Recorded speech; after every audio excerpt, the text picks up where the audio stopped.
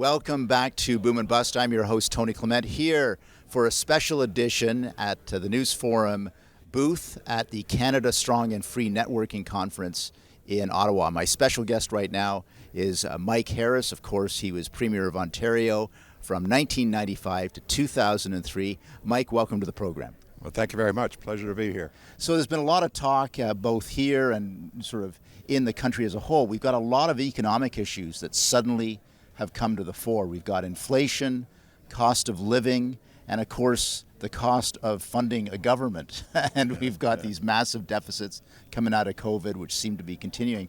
Your thoughts on this? You were a fiscal hawk in your time.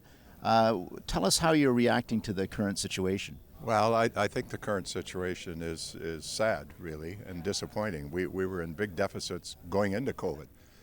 So it's not surprising that we're facing even bigger deficits coming out of COVID. It's a huge problem. You know, we're here at the conference. Now we call it used to be the Manning Center. That's now right. It's Canada Strong and Free. Preston and I wrote a book back in 2003, 4, or 5, and in that area it was called Canada Strong and Free. If we'd have followed the recipe there, we'd be in pretty good shape today. It was balancing budgets. It was government doing what government does well and let the private sector do what it does well. So there's a host of reasons. Massive overspending, massive spending in areas, particularly by the federal government, that are really none of their business. Healthcare is not a federal responsibility. They have responsibility in healthcare on reserves. Right. It's a disgrace. They should stay out of that and leave the tax points to the provinces, and then I think you would get more innovation. You would get more private sector solutions to a universal system. Housing, again, this is a provincial area of responsibility. There are conservative private sector solutions. Most of it has to do with supply. Right. You know, right. Build more roads, build more infrastructure. Increase the supply, and you put competition in there. You know, the private sector will build, and it's there. So when I hear people say, "Well, the government has to supply more affordable housing," I say, "No, we have to facilitate the private sector and let them build the affordable housing." So we have runaway inflation because we limit supply. We limit supply of gas and oil. One of the great disgraces in this country is the massive oil and gas reserves in Alberta and Manitoba. And I'm one of those that I actually agree that 50 years from now, we may be off oil and gas. Right. In the meantime, yeah. Why are we buying from Russia? Why are we buying from Venezuela? Sure. Why aren't we now, and particularly when you look what's happened in Ukraine, why aren't we now supplying Europe with liquefied natural gas? Why aren't we building pipelines? Why aren't we doing these things? These, and it's fitting here at this conference, these are conservative solutions to problems that often conservatives don't want to talk about. Affordable housing. Yes, apply a conservative solution to that. And it's not massive spending by government. It's mostly getting government out of the road. Well, I mean, when you won your first mandate and you came from third place to first place in one election, it was because your message resonated with the average person. It wasn't a message just for the denizens of Bay Street or academia. You were talking about issues that people cared about. Are we at another inflection point in this country? Because what you're saying is, you know, housing, affordability, inflation, these are things that everybody cares about. Everybody cares about them. And there are conservative, free enterprise solutions to these. One of the things that bothers me a lot is profit seems to be a dirty word. Profit is what creates the new wealth that allows us to have a healthcare system, education, social programs. I'll give you another example. $10 daycare. A single mom living in Toronto, you know, on welfare, can't afford $10 a day. She should be getting free daycare. People like me, I shouldn't be getting $10 a day. I can afford daycare. So they're massive overspending. And again, in daycare, they say it has to be a nonprofit. Why? Why don't we help subsidize those that need help, subsidize those that need the most help the most, subsidize those that need no help, zero, and let the private sector build child care centers, daycare centers, Montessori centers, all of these things. There are solutions to these, and they don't come from the federal government using its federal spending power to intrude on the provinces. So I'm a big believer that this massive intrusion into provincial responsibility by the federal government has led to a lot of the problems. And the intrusion is usually by socialists, let's face it. Yeah. You know, well, and they kind of used, I don't mean this, I hope this doesn't sound churlish, but obviously they used the crisis of COVID, where we did look for leadership, to massively expand federal spending. No question, and they in areas that they probably shouldn't again have been involved in. Look, they're responsible for the borders. They didn't do a very good job for a while. They're responsible for airports. It's a disgrace now. You wait 4 hours for a flight from Toronto to Ottawa, to Montreal, within Canada. Stick to your knitting and do that better, and stay out of those areas that A, aren't your responsibility, and B, you're no good at. Well, I got to say, Mike Harris, you're still full of a lot of piss and vinegar after all these years. It's great to have you on the program. Thanks for being here. Thanks very much. Pleasure.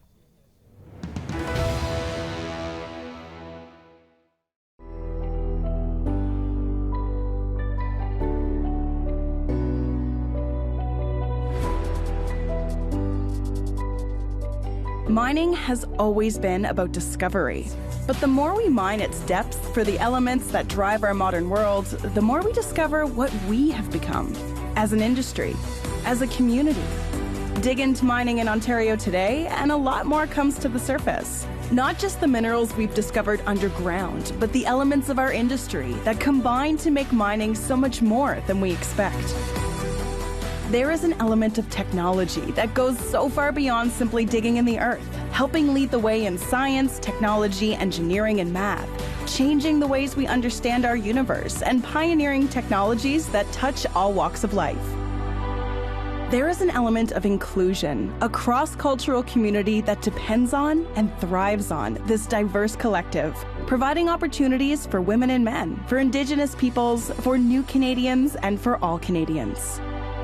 There is an element of stewardship of our environment. As an industry that literally pulls from the earth the elements that make our civilized world possible, we are the shepherds of this physical world. And it's a responsibility we take personally and strive to improve on every day.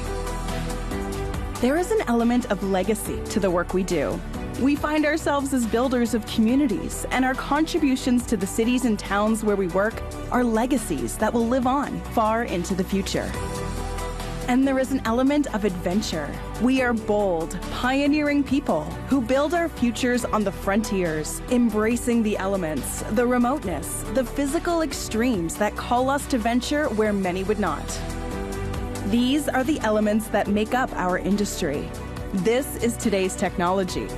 This is mining.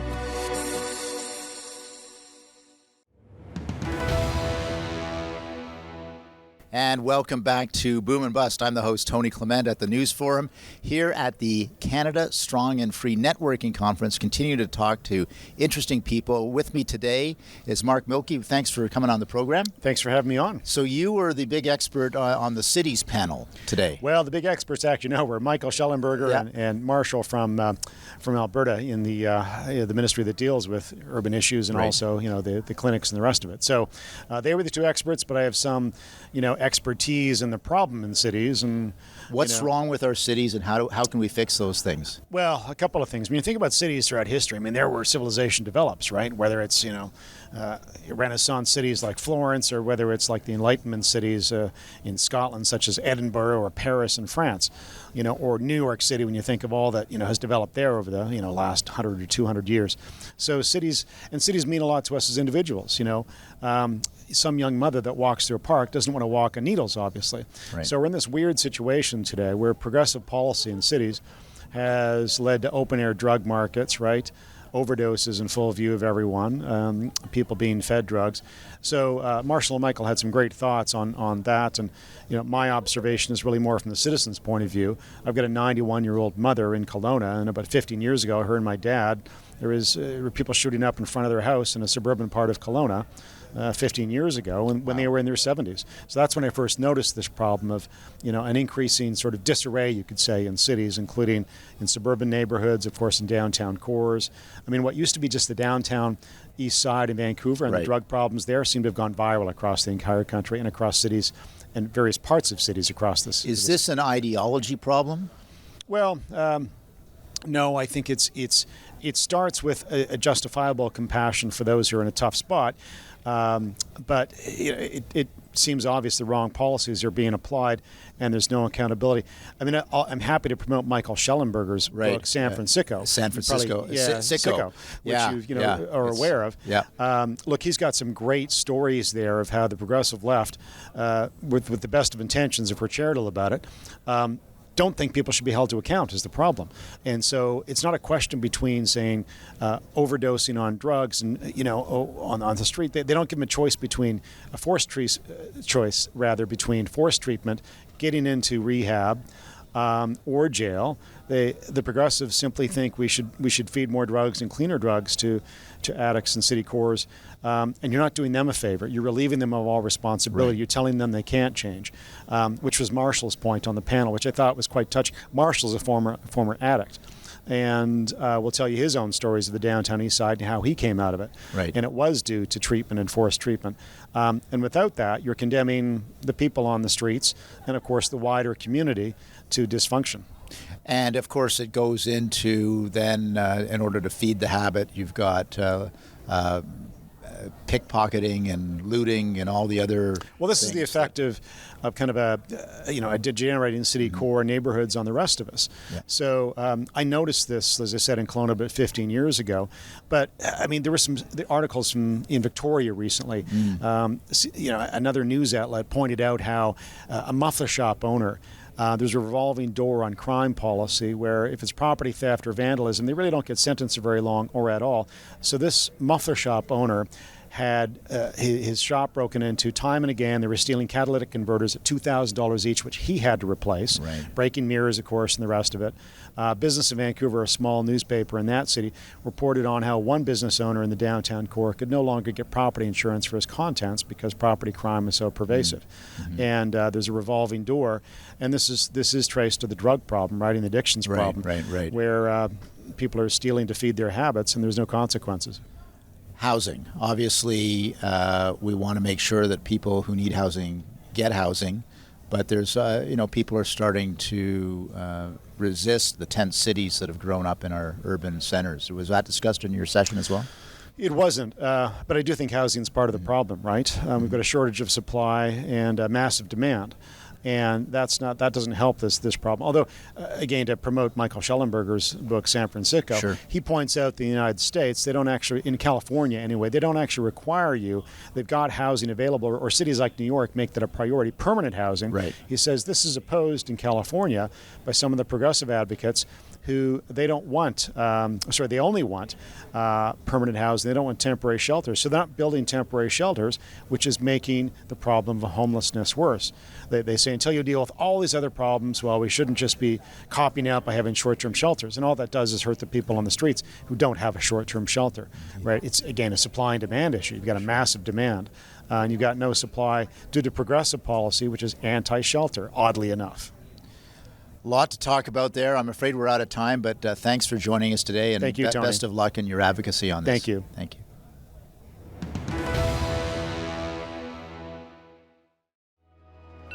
Your morning wake-up call on your smartphone, your coffee maker, the heat in your home in winter and cooling in summer, your kids' helmets and parts of their bicycles, even the plastic rims around your glasses. These daily products are part of our lives. Canada is a leader in oil and natural gas, committed to reduce environmental impacts. Oil and gas is produced across the globe. Why shouldn't it be Canadian?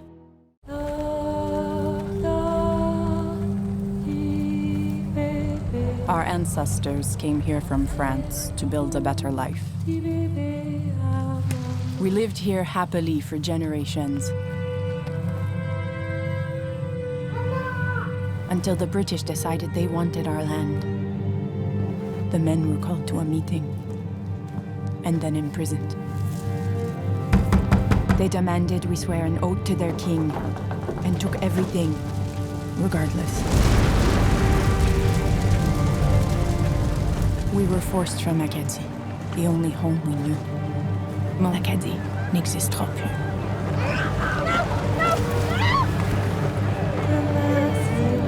From 1755 to 1763, over 10,000 Acadians were ripped from their homeland. Despite this, Acadian culture endures in Atlantic Canada. Welcome to another segment of Boom and Bust. I'm your host, Tony Clement, at the News Forum, and we're here at the Canada Strong and Free Networking Conference in Ottawa, Ontario, and with us from the other side of the border, it's not a hard border though, it's just a soft border, is Monsieur Eric Duhem. Eric, why don't you introduce yourself to our audience? Well, good to see you, Tony. I'm Eric Duhem. I'm the leader of the Conservative Party of Quebec. Yes, and continue, please, yes. And the party, as many of you might not even know that there's a Quebec Conservative Party because we have been out of the National Assembly for 86 years, but now we're back. The party went under my leadership over the last year from 500 members to 58,000 members currently. We're the party that has the largest amount of donors this year in Quebec. We're raising in the poll. We went from less than 1% to somewhere between 15 and 20%, depending on which polling firm you believe in. We're second among francophones and even overall in some polls. So I think we can say that we're on an upswing, let's say. So Eric, the Quebec political scene is a particularly crowded one. There's lots of political parties, lots of people vying for attention. What would you say is your message to Quebecers or your value proposition? What is it that you're saying? You're right about that. The fact that it's crowded. There's 5 political parties right now represented at the National Assembly. I've never seen that in my lifetime.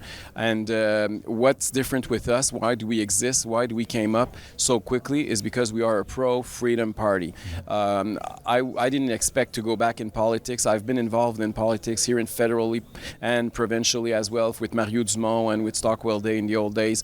And I thought my political career was in the past, but when the crisis arrived and I saw the government abandoning our individual freedoms, our civic rights, our democracy, I was shocked, and I couldn't believe that not one single member at the National Assembly stood up to say we need to defend those people who are sacrificed by those abusive measures. And so I stood up, I decided to run, and it seems that I was not the only one. Now there's thousands and thousands and thousands of us joining every single day, and we're going to try going until the election. The election is on October 3rd in Quebec. Right. And now we're announcing our candidates. We're fundraising, we're doing all the things we need to do politically to be well organized. And Quebec is different because historically, as you know, Tony, there was a split between the separatists and the federalists. Of course. I think today we can say that this is phasing out, and we see it by the fact that the Liberals and the Parti Québécois might both disappear from the National Assembly. It's something I never thought imaginable in my lifetime.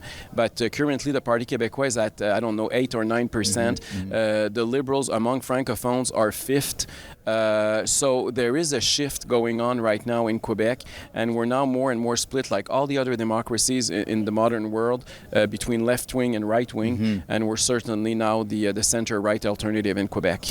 Quebec is not the only place where this happens, but it seems to be particularly acute that statism has been the post-Lesage, let's say, religion of Quebec, if I can put it that way. You're really running against that in a way, aren't you? Well, we're running in favor. Quebecers have conservative roots. I mean, the Conservative Party of Quebec, you have to know we had 10 premiers historically. But as I said, it's been decades that it disappeared and that we're split on the constitutional issue. Yes, we want to we're a nationalist party. We do believe that, for us it's Quebec first and we're francophones and we want to protect and preserve our language and our culture and our identity. That's non-negotiable. That being said, we want to do it within Canada. We're sick and tired of those feuds with Ottawa. We realize that it led nowhere on English Canadian side and Quebecois side.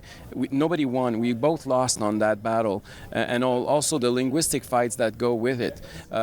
We do believe that it's time to unite Quebecers and fight for taxpayers, fight for a better healthcare system, fight for a better education system. That's what we want to be focused on, and that's where we want the political debate to be? Which kind of system do you want to make sure that Quebec is advancing well? We spent way too much time and too much energy in the battle of the past. That being said, there's also a new reality, Tony. The young generation now, francophones and anglophones in Quebec, is much more bilingual than ever. Everybody recognizes that French is the common language in Quebec. We don't have, the people fighting on each side. There's not as many extremists and more people at the center on that debate. And I think that's that's a good news. And it reflects on the fact that we can move on from that debate and tackle the other issues. One last question for you. Obviously, our audience is not only in Quebec, it's throughout the country. Do you have a message for francophones outside Quebec, English Canadians, people outside of Quebec? Well, I have a message especially for small C conservatives all across Canada. I think it's important, if we want our ideas, our center-right ideas to move forward, to have a strong Quebec base. Quebecers identify politically themselves first and foremost on the way they vote provincially. Unlike English Canadians, we vote much more at the provincial election than we do at the federal elections, for example. So it is important that we have a strong Conservative Party in Quebec if we want to have a clear alternative in Ottawa that wins 2 elections out of 3 instead of losing 2 elections out of 3 in the long run. And I think now the rebirth of the Conservative Party of Quebec is a good news in that sense. And we have allies in English Canada, and the word conservative means something in this country, and we need to make sure that it's something positive for Quebecers. As you know, Quebecers are more decentralist. They don't like the Ottawa knows best approach. Right. So I think that's something that differentiates not just Quebec conservatives, but even English Canadian conservatives who are willing to give more autonomy to provinces and who do believe in decentralization of powers. And I think that's a very good message that could resonate with Quebecers. Eric Duhem, thank you for going on the News Forum show, and I wish you every success, sir. Thank you very much, Tony. Always a pleasure to see you. Thank you. If you have a medical emergency outside Canada, your provincial health insurance plan will only pay a small fraction of the costs. And with the rising cost of healthcare abroad, choosing a dependable travel medical insurance program is more important than ever. Medipac insures most stable pre-existing medical conditions at any age. Medipac is the only travel insurance program recommended exclusively by the Canadian Snowbird Association and the Royal Canadian Legion. And you can depend on the professionals at Medipac Assist to guide you through any foreign medical system and get you back to Canada. That's why Canada's most experienced travelers trust Medipac. Call now for your free Medipac Early Bird Travel Insurance Guide and learn how you can save up to 28% if you enroll by August 31st. Protect your family with a travel insurance program you can depend on. Choosing the right travel insurance is simple. Call 1-877-633-4722 or go to medipac.com. That's 1-877-MEDIPAC. Call now. Are you confused by which app to use to invest with? Perhaps a conversation with a professional is a better approach to investing for you. Our investment advisors are here to help you so that you don't have to invest alone. Call us at 1-800-387-0859 or email invest@caldwellsecurities.com. My dad was a railway porter. It was just about the only job a black man could get. But he had big plans for us. Music would be our ticket out of poverty. I knew we couldn't afford that piano, so I practiced twice as hard. Nice, Daisy. Okay, Oscar, let's hear it.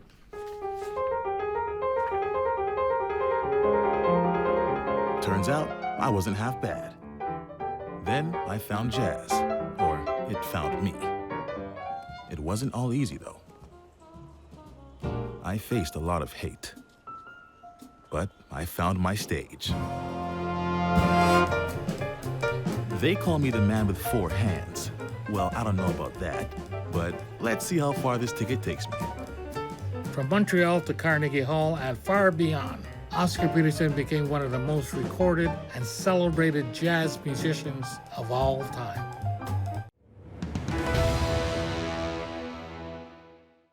And welcome back to Boom and Bust. I'm the host, Tony Clement, at the News Forum, and we're here at the Canada Strong and Free Networking Conference. Conference is going on all day and tomorrow as well. We have with us John Robson. John, why don't you first describe who you are, and then we'll get into why you're here. Well, I'm a columnist with the National Post, with the Epoch Times. I run the Climate Discussion Nexus, and I'm a historian. So I approach public policy issues by looking for the lessons of the past to guide us in the future. And we're at a time, and you've been a guest on my show. We did a Remembrance Day show, as I recall, so thank you for that. So this is a return engagement for you, but we're on a very different topic now, which is kind of the impact that we're seeing on our politics and our history because of the extraordinary times the country is facing in terms of cost of living, inflation, housing. All of these issues are boiling up now. Is that right? Yeah, speaking of return engagements, inflation is back. Yeah, we did not see that coming, but we should have, because there are a number of ways governments can live beyond our means that you can kind of hide it, but sooner or later it becomes impossible, and the place it breaks out is they get tempted to debauch the currency. I mean, we're past the days when they'd put silver coins in a bag and sweat them. We're past the days when they would just actually run the printing presses and you'd have wheelbarrows full of banknotes. But the fact that it's done technically differently doesn't change the fact that governments need to find wealth or the appearance of it somewhere, and they can't squeeze more out of the economy.